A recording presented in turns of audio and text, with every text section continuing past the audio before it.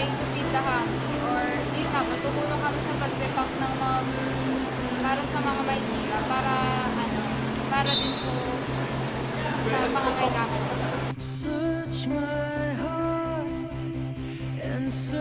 Yung lesson na pwede kong i-relate kung sa ginawa namin sa Sagip Kapamilya, which is yung donation and yung pag-volunteer, yung human act. Kasi di ba yung human act, acts that receive from free will and reason. So sa amin, syempre, own reason namin, own free will namin, kaya kami nagpunta doon para makatulong sa iba. Kaya yung donation and volunteering doon sa Sagip Kapamilya is an example of love.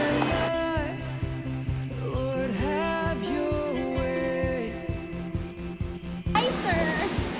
I-relate ko lang po yung community service sa lesson natin about freedom. Kasi po diba ang freedom, doing what is good and not doing what we want. So yung community service, para po sa akin, doing what is good po. Kasi hindi lang po siya para sa sarili ko, hindi lang po siya para sa mahal ko. Nakatulong din po ako sa ibang tao. Hindi lang po siya doing what is good, pero doing what I want po. Kasi nagustuhan ko po yung ginawa ko. Kasi po nakatulong ako sa ibang tao. So, that's freedom. Doing what is good and not doing what Maire-relate ko po yung community service na ginawa namin dun sa lesson ng authentic freedom na kung saan sumunod doon natin masasabi na may freedom talaga tayo kapag ginawa natin yung freedom na meron tayo yung to do what we want to do. Yun din yung freedom na gumawa tayo ng mabuti sa kapwa natin. Kagaya nung community service namin, nakatulong na kami dun sa mga taong binanga sa ibang lugar. Siyempre, masarap sa feeling.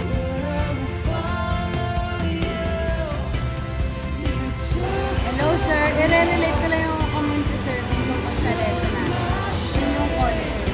Kasi nung pumunta ako doon sa community service natin, late ako dumating.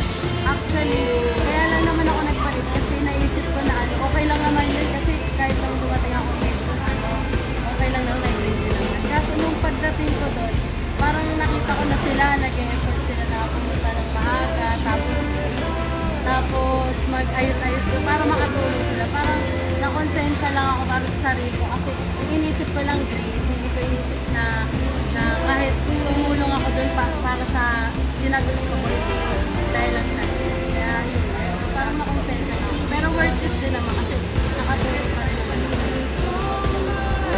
Naisip ko na ma-relate ko sa lang sa kasi po para po sa mga Pilipino na hindi po nila binibigay yung tama para po sa mga wala po nangyari po sa kung ibibigay lang po yung tama sa kanila kaya po sa kanila para po sana magkaroon po ng isip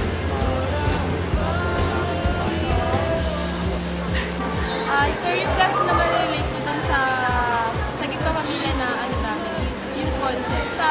Sa tingin ko kasi, pwede naman ako hindi pumunta doon pero parang insight sa akin na kailangan pumunta doon, hindi lang dahil sa requirements siya, ganyan. Pero parang may mabuti kasi may tulot yun sa atin, sa kapwa. So parang yun sir, hindi ko siya marirelate. Ay sir, nandito na po kami sa labas ng papasok lang po kami. Ako po si Julia Montero. Ako po si Rona Villaroman. Audrey Dimaan. Rizal Pizza po. Hi sir! Mag-umpisa na po kami mag-pack na. Yan. Sa noodle section po. Opo, Sa noodle section po. Kami na yung magkakain. ay ito ni Audrey oh Hi sir. Hi sir. Hi Audrey. Hi Rona. Hi sir. Hi Rita. Hi Bernard. Hi Julie. Hi sir. Nagpapak ako. Nakikita niyo yan. Ay, kaya na kayo. Ang gandang gusto namin. Ay, sir! Naliya ka na. Yun lang. Bye-bye. Bye-bye ka na. Bye-bye! Hi, sir. Ayan. Back na kami, sir, ha? Pasado na kami sa tech.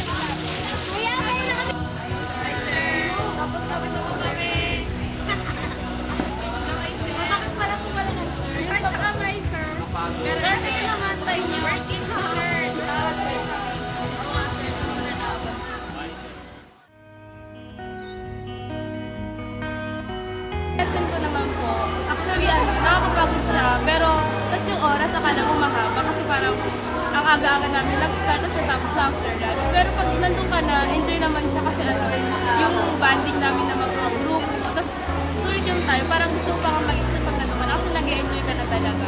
Tsaka worth yung time, hindi masasayang. Being as a Gift Pamilya volunteer was a great and fun experience for me.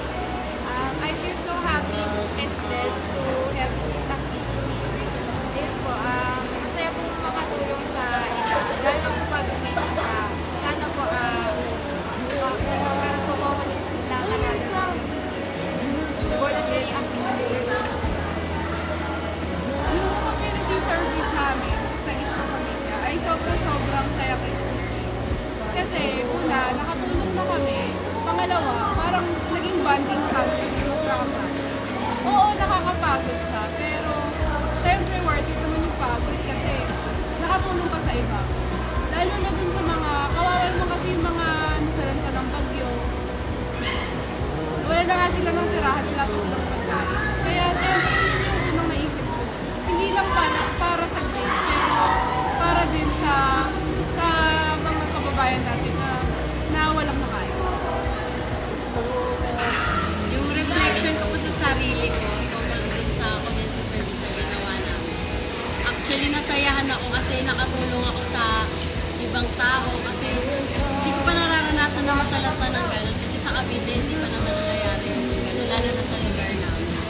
Kaya nung una, akala ko okay lang naman na hindi tulong. Pero nung nandun na ako, parang mas gusto ko pa ulit sana tumulong kung may time pa.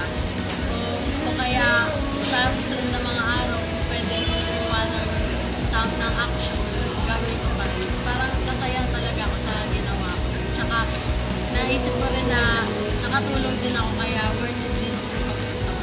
Sir, yung natutunan ko po sa community service namin, sa simpleng paraan, makakatulong na ako sa ibang tao, sa simpleng pagpapasa lang po ng mga donations, makakatulong na kami. Tsaka po, natutunan ko rin i-appreciate yung bawat, kung anong meron ako. Kasi isang iglap lang, kayang-kayang mawala yun, sa mga natural calamities, pwedeng mawala yun. Kaya dapat ingatan mo kung anong meron ka. Tsaka mahalin mo kung anong meron ka para mas maging masaya ka. Natulong po, sir. Yung na-realize ko po after paggawa namin sa masaya po pala siya sa pakiramdam. Kasi po nung nakita ko po sa balita yung kalagayan po ng mga Pilipino sa Pilipinas, parang ang hirap po sa pakiramdam. Maramdaman ko din po kasi nung outbreak po sa pero nung may matumulong po sa aking mga kamag-anak ko, ang sarap po sa pakiramdam. Kaya nung kami po yung gumagawa sa NBC, parang masarap po talaga sa pakiramdam kahit hindi po kami yung mga kamag-anak nila. Nakatulong po ako sa kanya kahit sa maliit sa bago. Reflection ko naman po dun sa community service namin, ang masasabi ko po, nakakapagod siya, oo, nakakapuyat, masakit sa katawan, pero worth naman po siya kasi alam ko na yung allotted time na binigay ko nung araw na yon, merong buhay na nababago doon, merong buhay ako natulungan at merong buhay na nasagip dahil doon. Masasabi ko din na yung ginawa ko yon, siguro sa mga taong naapektuhan ng bagyong yun, masasabi ko na nagbigay yun ng pag-asa sa kanila na kahit na at the time na walang-wala sila, alam nilang may mga taong handang tumulong.